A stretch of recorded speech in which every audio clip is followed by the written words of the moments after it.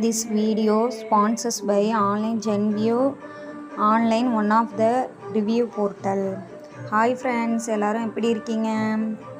Hi friends, நாம் இப்போ பார்க்க போகிறது ஜல்லிக்கட்டு பற்றி. ஜல்லிக்கட்டுங்கிறது தமிழர்களின் வீர விளையாட்டு. ஆண்கள் எல்லாருக்கும் பிடித்த ஒரே விளையாட்டு ஜல்லிக்கட்டு. ஜல்லிக்கட்டு ஆண்களின் எல்லா வகையான போராட்டத்திற்கும் பிறகு ஜல்லிக்கட்டு என்பது நடத்தப்படுகிறது. ஜல்லிக்கட்டுக்கு காளை மிகவும் அவசியமான ஒன்று. காளை மாடை வைத்து விளையாடக்கூடிய ஒன்று தான் ஜல்லிக்கட்டு. ஜல்லிக்கட்டு விளையாடுறதுக்கு வயது வரம்பு தேவை. ஏனென்றால் தெரியாதவர்கள் விளையாண்டால் ஏதாவது ஆபத்து வந்துடும் என்ற காரணத்திற்காக வயது வரம்பு தேவைப்படுகிறது.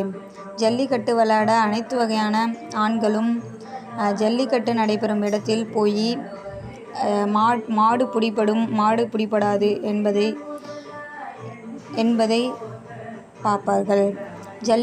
ஜல்லிக்கட்டு நடத்தப்படும் இடத்திற்கு சென்று மாடை அவுத்துவிட்டு அதனை பிடிப்பதே ஜல்லிக்கட்டு ஆகும்.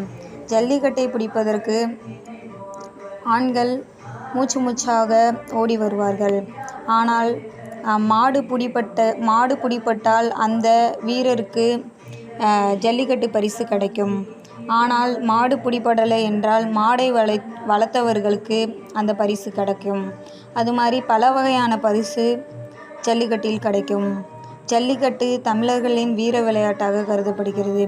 எல்லா வகையான ஆண்களுக்கும் மிகவும் பிடித்த ஒன்றாக ஜல்லிக்கட்டு விளங்குகிறது. ஜல்லிக்கட்டு மிகவும் அவசியமான ஒன்று.